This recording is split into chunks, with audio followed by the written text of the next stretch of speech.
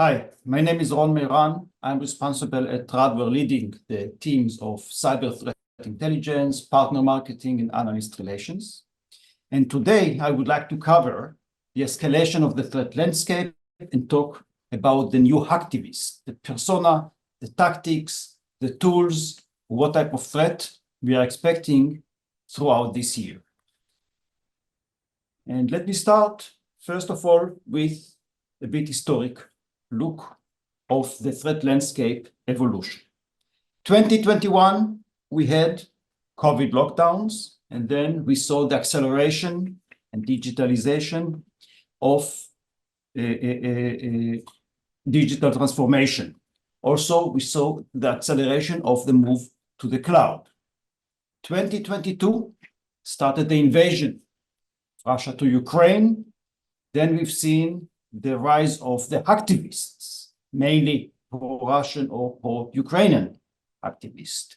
In 2023, we have seen additional conflicts and tensions around the world, which created a shift in the hacktivist activity and evolution of the hacktivist activities.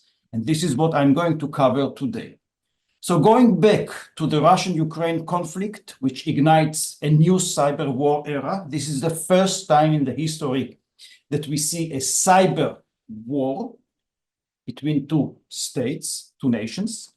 So we have seen the IT army of Ukraine established by the defense minister of Ukraine, which was recruited or recruiting volunteers in order to attack targets in Russia. As opposing to this activity, the pro-Russian activist groups started to evolve, and you can see here Killnet, Anonymous Russia, Bloodnet, No-Name 057, Zarya, for example, which is more associated with the Russian FSB, and so on. And there are many different types of activist groups and also botnets and tools that they are using. I will be going into two hacktivist groups, which are the two major hacktivist groups that we see today, two major pro-Russian hacktivist groups. So the first one and the most probably famous one, previous one is Killnet. Killnet is considered as a cluster today, and you can see here the leader of Killnet, which is Killmilk. He's supposed to be an unknown persona or an anonymous persona, but his details, his identity was exposed several months ago. You can see here the channels that they are using, like the Telegram channels, Killnet channels, Killnet Atam, Mirror, and so on, and then the activities. Killnet has got his own dark school where he is training hacktivists to use and run tools. They've got the Infinity and the Black Skills group, which is maybe similar to the Wagner group in the real world. So in the cyber world, there is the Black Skills group, which is like the commando cyber team. He's got many affiliates, so he's working with Zarya, Anonymous Russia. You can see it here. There is coordination with Anonymous Sudan, UserSec, and so on. And he is offering his own services. So Killnet cluster has got botnets which are generating the attacks. As you can see here, is based on Mirai and Skynet and Passion botnets. All these botnets are being used to attack victims, but also he's offering them for DDoS for hire services. So he's selling cyber attack services to anyone who would like to. How do they finance hackers, their activities? Okay, because you need money. So you can see here how to finance cybercrime. In the case of Killnet, there is Killnet Flow. So they are publishing ringtones and selling them. You can see here below also a jewelry, which is created by a manufacturer, a Russian Moscow-based manufacturer called Hooligan Z, and they have established a special line of jewelry after Killnet, where they share 50% of the revenue with the Killnet cluster in order to finance cybercrime. You can see here some of the recent attacks in the past year, like an attack campaign on healthcare that Killnet has been conducting, Why did Killnet decide to attack? First of all, in February, this was a response to the announcement of President Joe Biden, who announced an additional support package for Ukraine in the war. And that's why Killnet has decided to attack victims in the United States. And they selected 50 hospitals and healthcare institutions in the United States. Why 50 after 50 states? And why healthcare? For the simple reason, it's an easy target to attack. Now let's look at the second group, which is less famous, but they are even more dangerous, I would say. This is no-name 057. This group has established a project called DDoSia. They were established, you can see, 1 month after the war started. Look how many followers and how many people participate in generating attacks as part of the DDoSia project. Moreover, 3,000 people are joining. How do you join the DDoSia project? This is quite easy. You connect to the Telegram channel. There is a .zip file, you download it. There is a README file, tells you all the instructions, where to install it, how to disable your computer antivirus, how to connect to a VPN and then establish a channel with the command and control center. Everything that you need to know is written, and all the instructions in this README file. Okay, they also have got their own financial model. This is a different model. In this case, the DDoSia project is paying for the attackers. Here it's different. It's not the use of botnets, but it is use of volunteers, people who volunteer to use their own computer to launch attacks on victims or targets as defined by the DDoSia project command and control and the managers. Okay, so you can see here even they've got a formula of the daily attack budget and how they are going to distribute it among the top attackers that are participating in this effort. You can see here several examples who were attacked by no-name 057. So, for example, France is supporting Ukraine. They attacked Crédit Agricole Bank. Why would they attack Crédit Agricole Bank? Only because it's affiliated with France. You can read here also in the Telegram message what no-name is saying. Macron broke into a blissful smile and announced that Smart T anti-aircraft missile systems has been delivered to Ukraine and was ready for operation. And that's why they decided to attack the biggest bank in France. Canadian Prime Minister is supporting officially Ukraine, then his website is targeted again and again. Telefonica Global Solutions, again, you can read the message. If Spain is helping Ukraine, immediately the pro-Russian attackers target organizations in Spain. This is an interesting example of a DDoS attack that has been launched by no-name 057 on Canadian border checkpoint kiosks. Okay, it's quite interesting to see that the kiosk or the compute system, which is responsible for the customs control and the border control in Canadian airports, was shut down for several hours. Now, look at the picture. See what happens, and people report on extreme lines and queues. People are waiting, but they cannot be processed. Think about what does it mean that such a system is being attacked and aircrafts are waiting in the gates. People don't arrive to the gates because they cannot pass through the border control. Aircrafts are waiting. They are waiting empty. They are going to leave late or without some of the passengers. Just think of the experience of the people in the airport. And once the system is up and working again, it takes time until the queues are clear. Okay. Now I'm moving to 2023.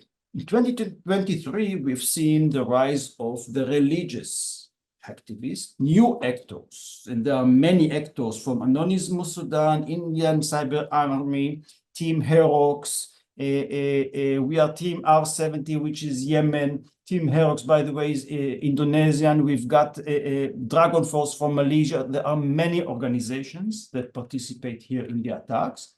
One of the most known and probably the strongest and the toughest organization that exists today is Anonymous Sudan.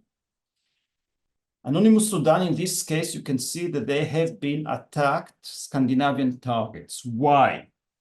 A radical person has decided in Denmark to burn the holy book of the Quran in front of the Turkish embassy. As reply and retaliation, the Anonymous Sudan has decided to attack, you can see first, universities in Denmark, and then they've decided to attack airports in Denmark and shut their websites down.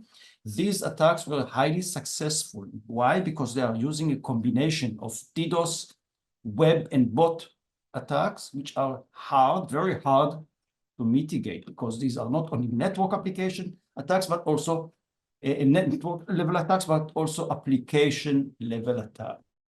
You can see an example of another attack of Anonymous Sudan. This was the case of France, where Anonymous Sudan has decided to target multiple hospitals. Why? Because, if you recall, the killing of an Algerian child by the police in France. Now, by the way, I did here a bit drill down, because everyone can announce, hey, I attacked a hospital, and who knows if it's true. These attackers, they are respectful. When they say that they attack someone, like you can see here, APHP, which is a health chain in France, they add also the check host link, which is the digital proof that this website was down. And when you click on it, you will see the list of attempts to connect to this website from different locations in the world, and in all cases it's red, it's unavailable.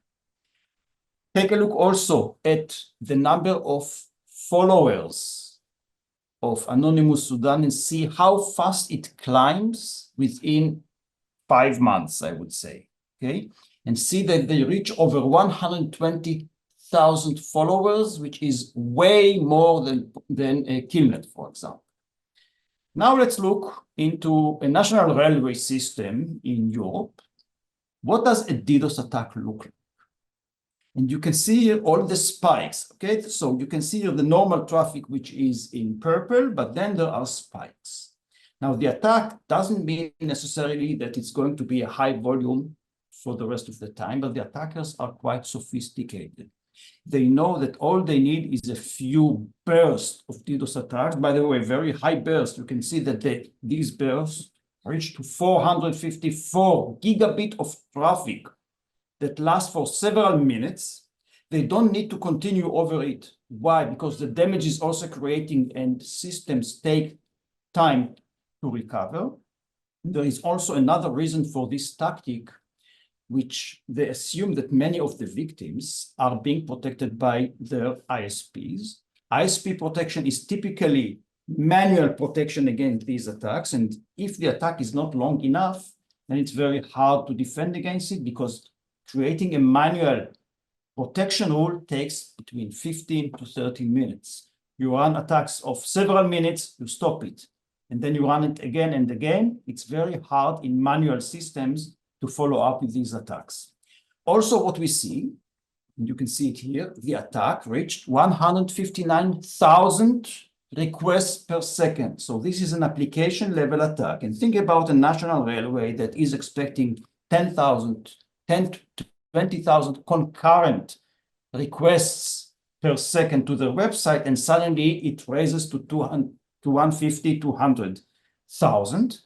It's very hard to mitigate, because every transaction is a legitimate one. It looks legitimate. It's someone who is accessing the website, entering information, or requesting a page. How would you differentiate between an attacker and a real user when all traffic looks the same? Okay, so it's very challenging to mitigate such an attack.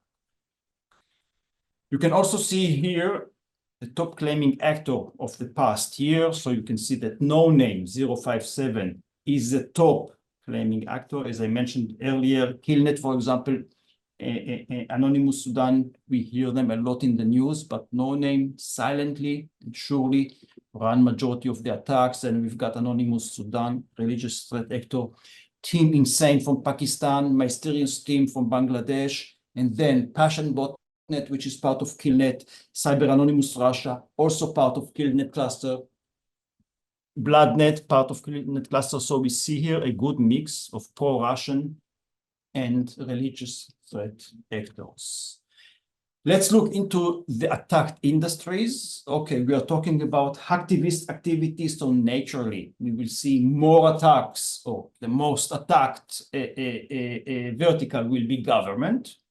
But then we see business and economy, which means every business in the world, travel and traffic management systems. Number 4 is financial services. Number 5 is health and medicine, and so on. These are the top attacked verticals.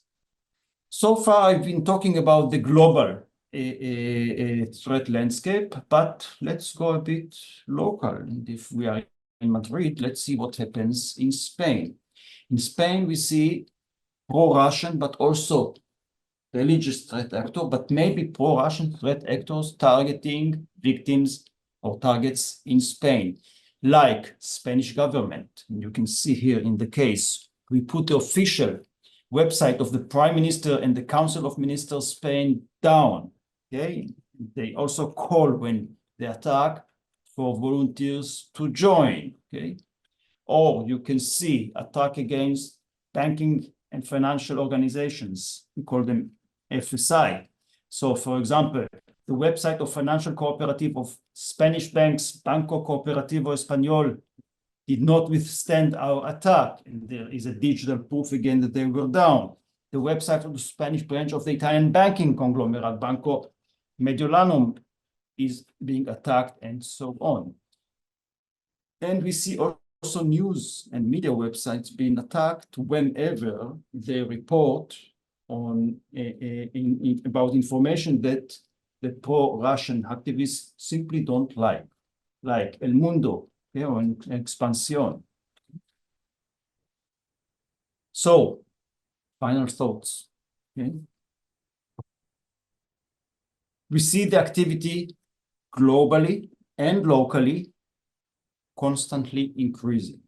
Started with political and patriotic operations as a result of war, but we see that in every location or every physical conflict ignites a cyber activity and cyber war. We don't think that de-escalation is expected. In fact, we see constant rise of attacks, more attacks. Especially we see the move of attackers from the network layer to the application level. And the best thing that we can do is watch and learn, okay? These are DDoS attacks, application level attacks, were a simple tool of activists. They become a tool of war. Watch and learn. Learn about the threat actors, learn about their tactics so you can improve your protections. And with this, I would like to thank you again. You've got here my email. If you have any questions, feel free to contact me.